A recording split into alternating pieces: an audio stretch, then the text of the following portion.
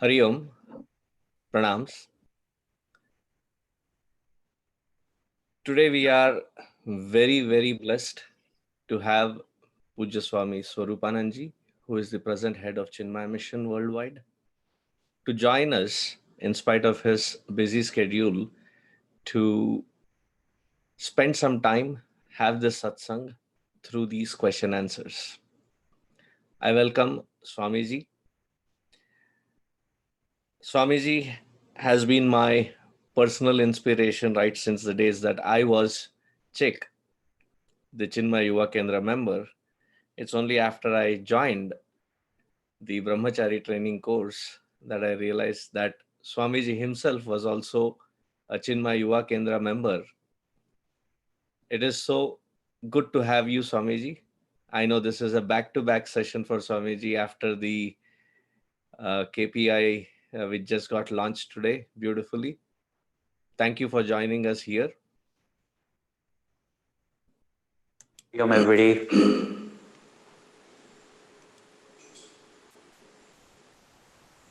Hari Om, Swami.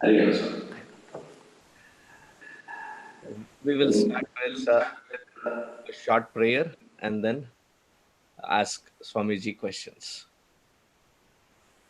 Om Sahana Vavatu Sahanau Bhunaktu Sahaviryankaravavahai Tejasvinavadhitamastu ma vidvishavahai. Om Shanti Shanti Shanti. Thank you for joining us, Swamiji. So glad to have you here. Happy to be with all of you. The opportunity is beautiful. The people that are listening to Swamiji today through the Zoom call are the parents who are coming here for the first time to Chinmaya Mission because their kids got enrolled into this Mahabharat e-Balavihar camp for the summer. So we thought this would be a good dialogue with Swamiji and ask few questions. Thank you for joining. First of all, my congratulations and appreciation for this wonderful program that we have conducted all over North America, and especially to the parents and the Sevak Sevikas who have been conducting these sessions and organizing these sessions. Thank you, Swamiji. Just so that these parents get a good introduction, Swamiji has been in Chinmaya Yuva Kendra, then a Brahmachari, then several centers that have been developed under Swamiji, several, I should say continents, and now the head of Chinmaya Mission. How would Swamiji put all this journey in Swamiji's own words? In one line, blessings and grace of our Gurudev. His inspiration, that's all. That makes things happen. So many of these parents who have just joined in, so let me start the questions from their interest. They want to understand how this importance of our Vedic culture, traditions, philosophy, Vedic chanting, the meaning behind, how do we influence or how do we inspire the young children to practice this on a daily basis? First and foremost, the most important thing in cultural upbringing, and we can give values and the richness of the culture to the children, it must start very early in life. In fact, I'll be having a workshop on parenting. In fact, it should start prenatal. And as the children are growing up, if they are taught, and children being pure, they actually love because they understand the purity of the Vedic chants, the vibrations, the beauty of our Puranic stories, the values, because children are born pure. So the early we start with them, the better. I do understand that, and I'm sure all of you must have experienced, or even we have experienced, The moment we become teenagers or reach the age of, say, 10, 11, 12, and because of our system, peers, etc., they start feeling it's not very cool, etc. And therefore, in early childhood, if we can give them a sense of pride in their culture, their religion, their upbringing, their ethnic background, and show them the beauty of it, and most important, it's practiced at home by parents, by grandparents. Many of us have experienced this in our own life, that we do not grow up feeling shy about our religion, our culture, our value systems, our ideals. However, when children grow up and they grow up in different backgrounds, like, many of us abroad, there is a sense of peer pressure, but if gently, nicely, we keep on teaching them, and of course, forums like the Bal Vihar, where they come with their age peers and practice all this, then they don't feel shy or ashamed or feel it's not necessary. And the effect is seen, and those who are self-aware will recognize. And surprisingly, as children, we are very much self-aware than we are as we grow up. So I would say, with love, keep teaching them, keep demonstrating to them.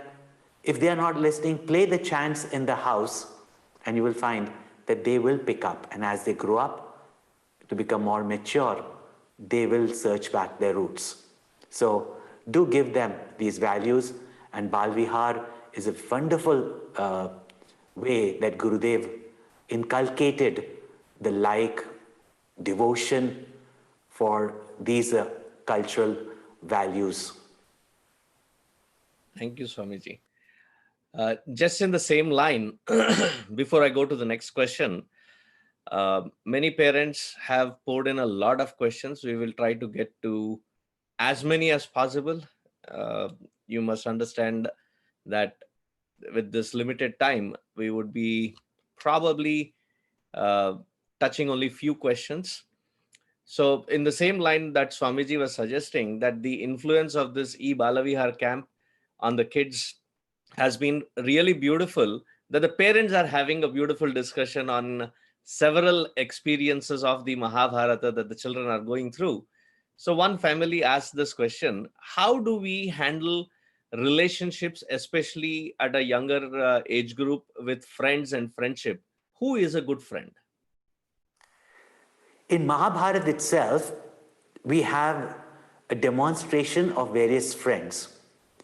A lot is spoken about Duryodhan and Karna's friendship.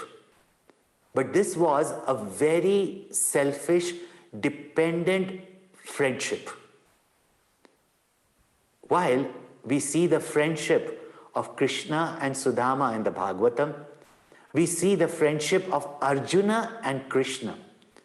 A true friend is one who always thinks about the welfare of his friend, not for just his or her benefit.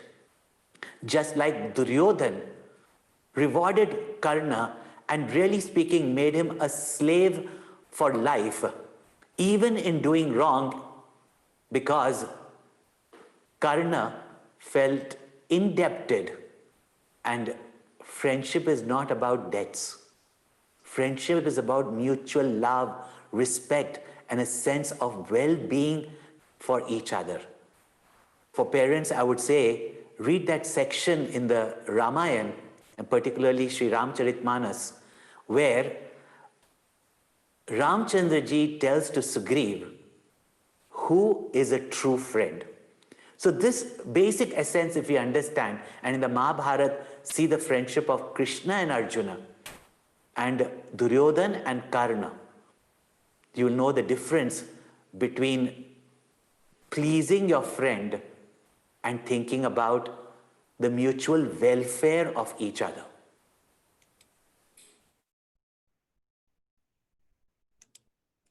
Thank you, Swamiji. Moving on to the next question. There have been several questions on this particular theme. Is COVID has changed our lives more than one ways. So I have clubbed them all into few questions. One is, what kind of sadhana should be done to stay happy, focused, and practice forgiveness, compassion to the loved ones, especially staying in under one roof, the loved ones to be able to communicate. That is one set of question. Then the second question is, having stuck in one place, not having this connection with others one on one, what kind of impact would this leave on our next generation? How can we help? Is it something to worry about? First and foremost, let me just share with you, yes, we in our very unprecedented times, we might think, but we must have faith, we must have confidence that nature has its own way of creating balance. Also, we as human beings are not going to be just sitting locked in. So, with the help of nature, which itself controls any excessiveness in the world, this is going to pass away. At this moment, if we all take whatever precautions are necessary and working for its cure, so prevention as well as cure, I'm sure we will get out of this situation and we're not going to be remaining locked in for life. I don't think any one of us want to do that. So we're not going to be locked in for life, and this is not a lifelong thing. We've had pandemics before also. We have got out of it. Nature will have its own course. Yes, few months we may have to go through all this, and in that is where we have to learn to adopt. We have to send out positivity in nature. And then being at home, I know, and of course I hear it from many people, at first it was very nice being together, finally family had time together, and we were so much into the rat race, jumping here, jumping there, going out, the stress of life. But we realize how difficult it is to live with loved ones, isn't it? You know?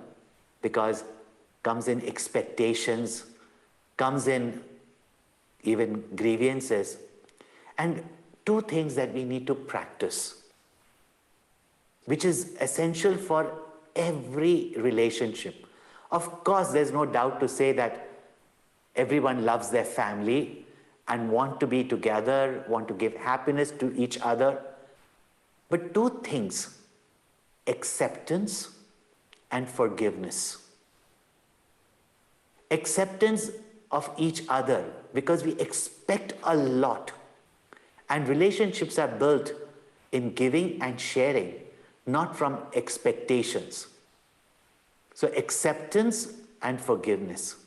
And during this lockdown period, if we say, what satsang, what sadhana we should practice, first and foremost is, as you all have now recognized, we are getting satsang at home. We have not stopped that. And satsang is most important. Satsang means where there is discussion on higher aspects of life, the truth, reality, God, and most important, how to strengthen our mind, how to master our mind. You are having all these satsangs for children, for all of you, and it is said actually, not that the family that eats together stays together.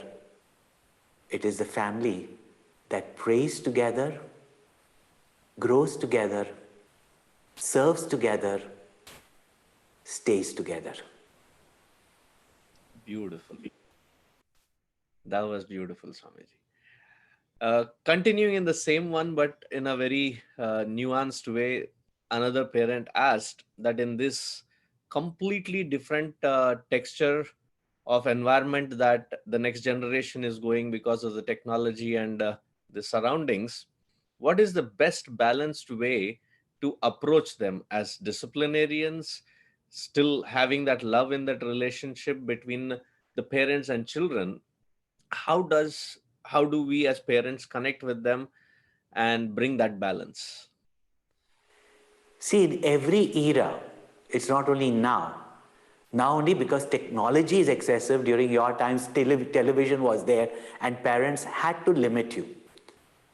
So, best is to give children that thinking process by which they can discriminate what is right and what is wrong, as well as how much we must express ourselves in our studies, our play, etc. Herein, I especially warn our Indian parents, we completely are pressuring the children to only study, study, study. I know on the other extreme also that children are so much on their gadgets. So we should work out with them a certain regulation where it's mutually worked out with parents and children that they should be allowed to indulge a little bit, but at the same time, they must be able to follow their own disciplines. Those children and youngsters who discipline themselves rather than are forced into discipline, and some children might require that, they are the ones who become great achievers. So if you demonstrate it to them, you discuss with them, you have these value sessions for them, they will grow into that discipline by which they will know how much moderation they must have even in their enjoyment, play, including studies also. Thank you, Swamiji. There is this parent asking on Bhagavad Gita, why is it more wise to focus on self-realization or moksha rather than getting involved into the world and addressing those where there is adharma and uprooting it? Isn't Bhagavad Gita saying niyatam kuru karmatvam? Why do we focus more on self-realization if that is the message? See, Bhagavad Gita is very, very clear. Until and unless you know yourself, you do not know what is your duty. And Bhagavad Gita points out to us at this moment our two selves. Self can only be one, but one is our real self and the other is our role that we have taken up, which we consider as ourself. So Swarupa and Swabhava.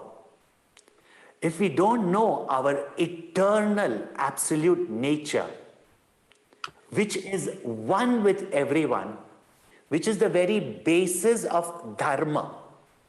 Dharma means that which brings about unity and harmony in society. Until unless you know yourself, how will you know that the self of the other is you only? So, in fact, Gita does not just emphasize on self-realization alone. In fact, without self-realization, we do not know what is our relationship with the world, and what we are doing is just erratic actions, not even knowing our own purpose, our own goal. Why are we prompted into action? And very often, as we see, we just go on like people. If you go onto the streets during working hours, everybody is just walking like a zombie. I'm sure all of you have noticed, because you only share it with me, that we are going on like zombies in life. So until and unless you know yourself, you cannot know what is your purpose, role, duty in life. And until unless you know your oneness with everyone, what we are living a life is only of ego and selfishness. And what we like to do, we call our duty. What we like, we think is right. But what is dharma is based on this principle that there is only one indivisible truth, and that is myself, and it is also yourself. So, from that Sankhya Yoga, only the principle of dharma or karma yoga is born. And karma yoga is a means to reach this state of self-enlightenment. And an enlightened person only like our Gurudev and the great masters have truly brought about dharma in this world and taught what is dharma, made dharma alive. That's what Krishna did in the times of the Mahabharata. That's what our Gurudev has done in our times. In the same line, there is a parent asking, what is the role of bhakti in our day-to-day practice? See, bhakti means love. When you have love for a small thing, it is an attachment. If you have love for one out of the many, then for that one you will harm the many. Bhakti means love for that one who is the many. Call it God, call it Desh Bhakti, by which you will love all your countrymen. Where it is love for your family, then you love all your family members. Otherwise, you feel like fighting with your own brother when you become two separate families. Is it not? So, bhakti means love for that one who is many, in whose love we begin to love many. So, I think the answer is clear that without bhakti, there is no karma yoga, there is no service. Otherwise, it is only some show, some favor. So, bhakti is the foundation. Love is the foundation of our relationships, our worship in temples, our family love, as well as love for a higher goal. Without love, there is no motivation, there is no readiness to work, no inspiration, and there is no readiness to give. Thank you, Swamiji. The parents were pretty impressed by the impact that this Mahabharat e-Balavihar camp had on their children. And many of these parents live in places where there is no Chinmay mission. So there have been at least about 50, 60 parents who have been asking, can this online format of camp be repeated yearly? That's one question. Second, can we have this online format of Balavihar for such people who are in remote access? On the flip side, there is a parent who says, if all the activities are given online, what will happen to our facilities, temples that we have constructed and built? See, online is not a substitute for us being together. At this moment, it is required, since the situation of physical distancing is there, so it is required. At the same time, it is an advantage for those people where there are no centers, and of course, we should have something for them online, so that in those areas also, those of you get involved, inspired, can start sessions when it is, of course, in the near future possible, so that we have such gatherings where children, parents, youngsters meet in a very positive atmosphere to learn and to grow. So, of course, in Chinmaya Mission, we are working towards reaching out to even those areas where these are not immediately possible. And yes, we will be having such sessions, but it is no substitute for gathering together. And as I said in the beginning, this is not going to last forever. So let us not think that we want to remain like this forever. We will have our gatherings again. And we as human beings are social creatures. We do want our gatherings and personal interactions. I hope we don't start living like we see in those futuristic movies that is already horrifying to all of us, in cubicles alone and only meeting on the screen. I'm sure that's not going to happen, at least not in the very near future. We will get out of this situation, and temples, gatherings will take place eventually. So let's not substitute. And at the same time, let's keep them going. Because when we go out again, these are the sanctuaries for us where we go not only just to learn, but to find our peace. Thank you, Swamiji. Swamiji, can I, we are getting there where the promised half an hour. Can I squeeze in one more question? I'm okay if everybody is okay with time. Thank you, Swamiji. See This some is smiling faces, so I guess it's okay. Okay. Yeah. this is a question from a parent. We talk about living responsible life. How do we teach living with responsibility to our children? See, best way of teaching is demonstration.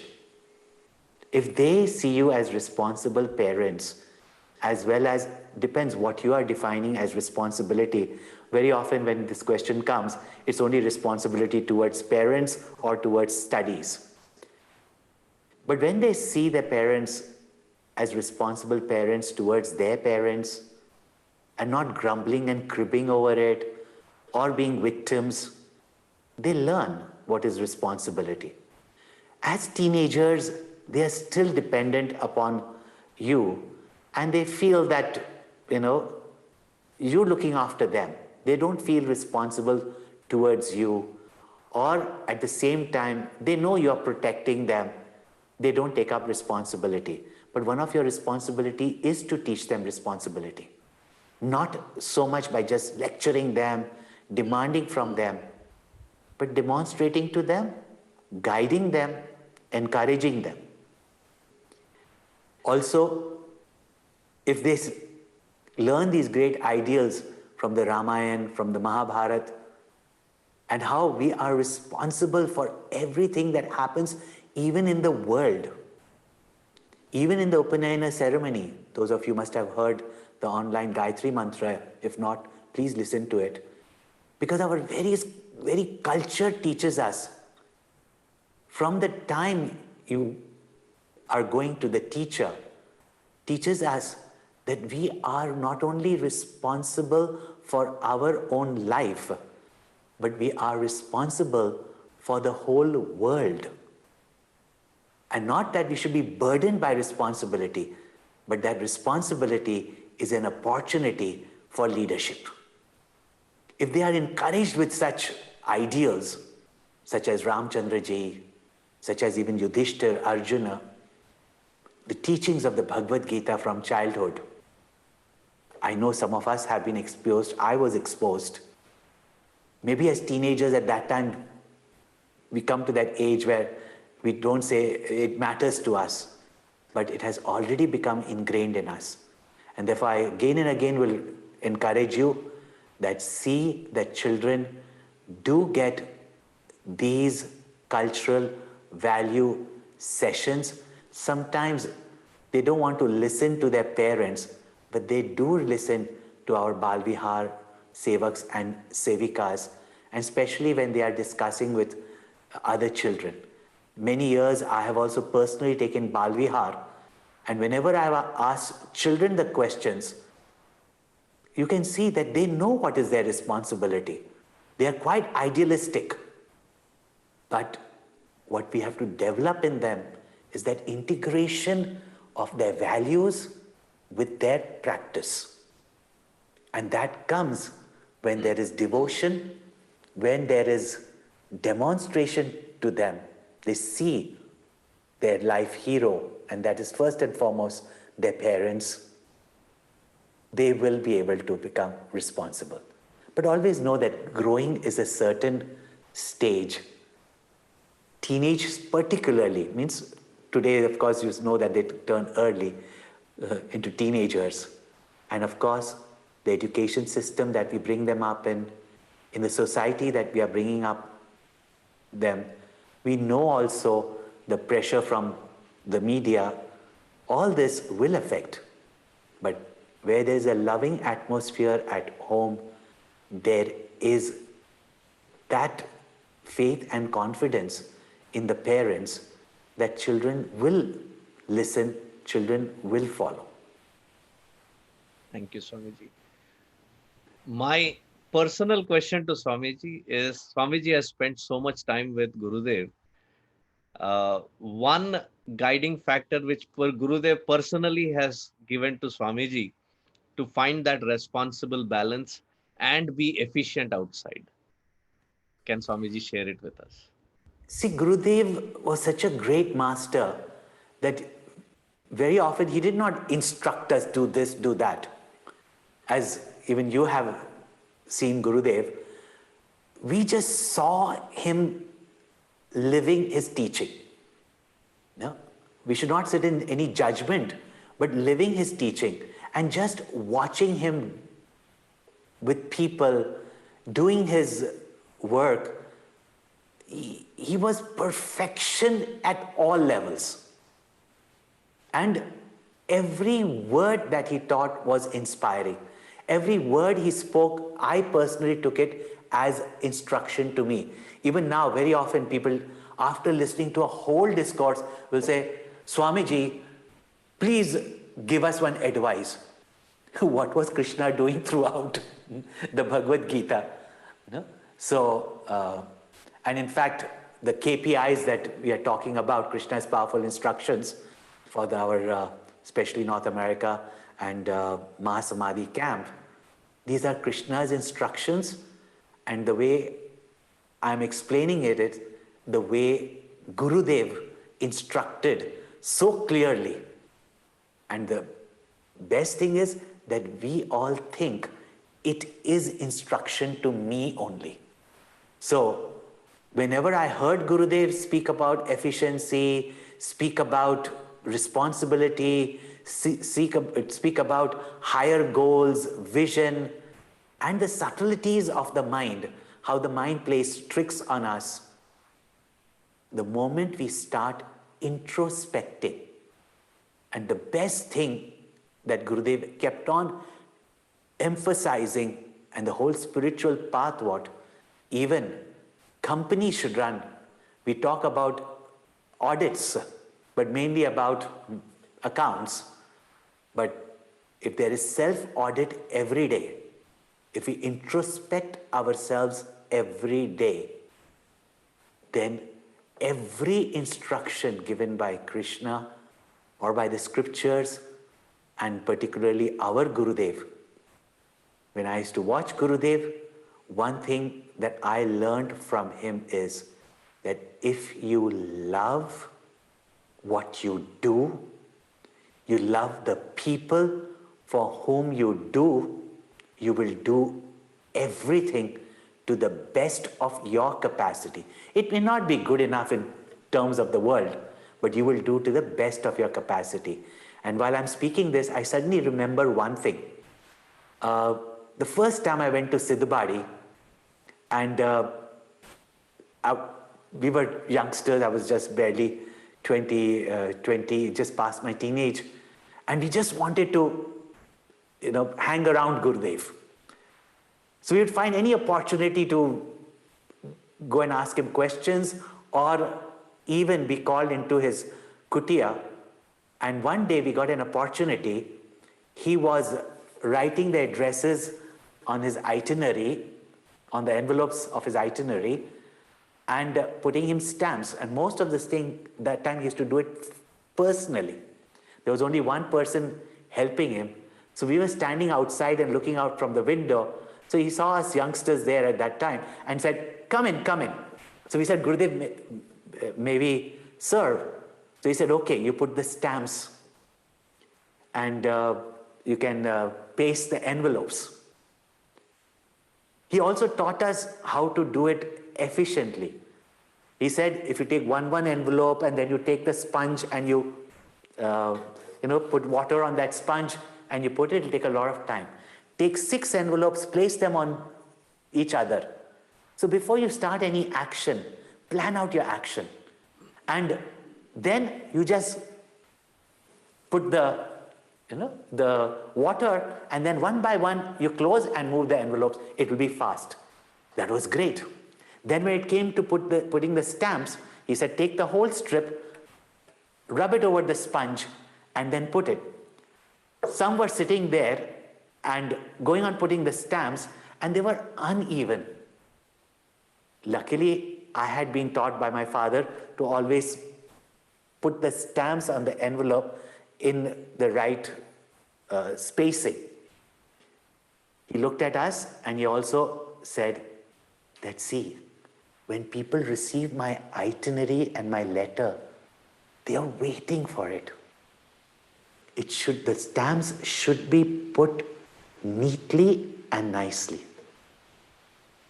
This is what I learned from Gurudev, that when you do anything with love, this comes back to our question, why bhakti? When you do it out of devotion, when you do it out of love, efficiency is just natural. Thank you, Swamiji. As we keep hearing, Dil Mange More, I feel like, this can continue. And I'm sure that is the same with the other participants who have joined us. But there are several such activities that are happening. So I would thank Swamiji for spending time, and also request Aparna, who is our CMW secretary, to share several such programs that Swamiji is doing, so that people can avail that opportunity and continue this satsanga and be enlightened and inspired by Swamiji.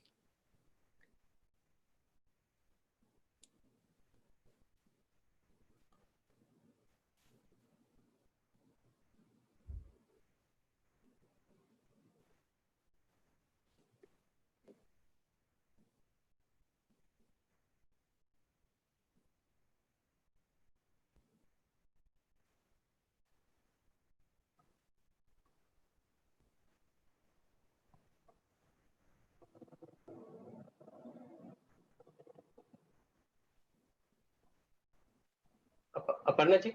Yes. Yeah. Hari Om, everyone. As Swamiji said, we have Pujya Gurudev's Mahasamadhi Aradhana, a yajna going on right now. It began just today. And as you see on the screen, it's Krishna's powerful instructions, discourses based on the Bhagavad Gita. Usually in North America, we all come together and during this week as a family. The entire Chinmaya family comes together for Pujya Gurudev's Mahasamadhi Aradhana Yajna. This is conducted as a camp in various centers of Chinmaya Mission, and it's a very enlightening, inspiring opportunity for all of Chinmaya family and several community members who come together and participate and attend this beautiful camp, which is for entire family of Chinmaya Mission. This year, we are unable to get together, but Pujya Gurudev's Aradhana has to go on. So we have taken this up online, and Swamiji, Swami Swaroopananda is conducting the Yajna, Krishna's powerful instructions, online talks, which is now being streamed through the Chinmaya channel every day at 7 a.m. Pacific time, 9 a.m. Central time, 10 a.m. EST, Eastern time. Then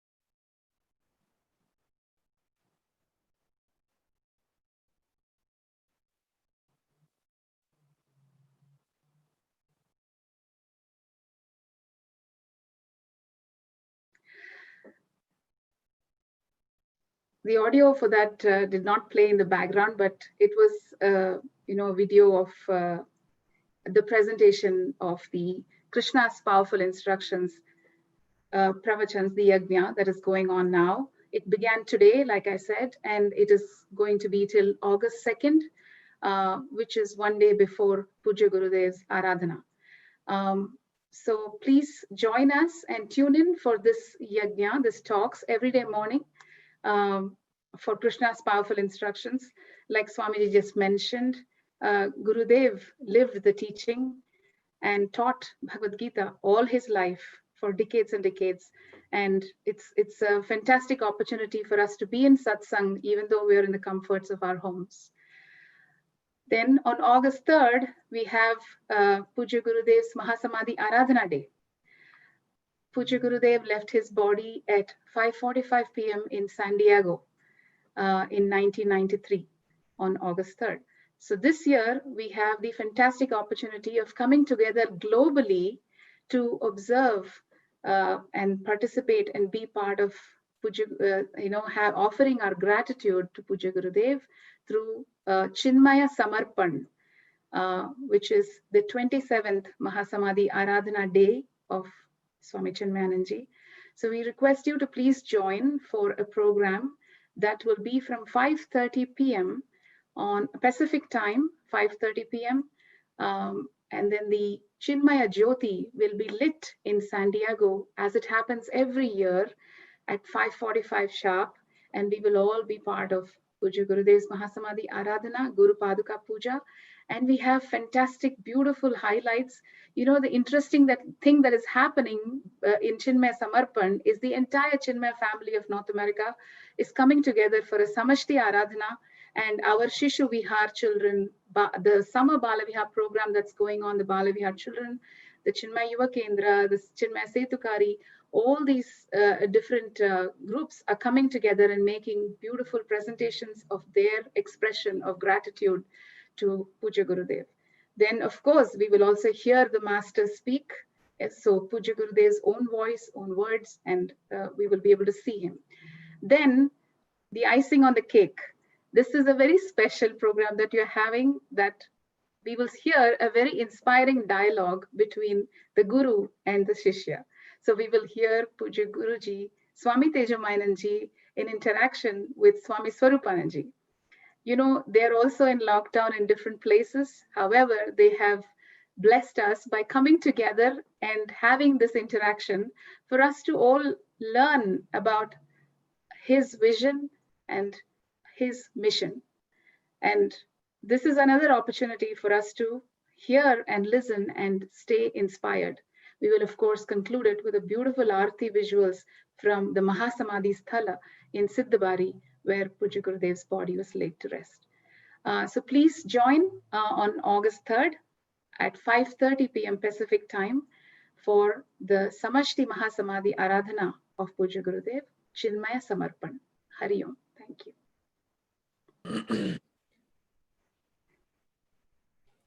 Thank you, Aparnaji. I again take this opportunity for thanking Swamiji for blessing us in giving us this time and spending his beautiful evening back in India for us, the early morning.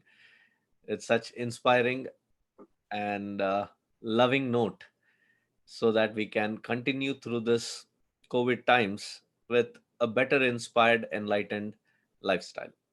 Thank you so much, Swamiji. All of you to be here and give me this opportunity to reflect and share on our Gurudev's love and vision. Hari Om, everybody.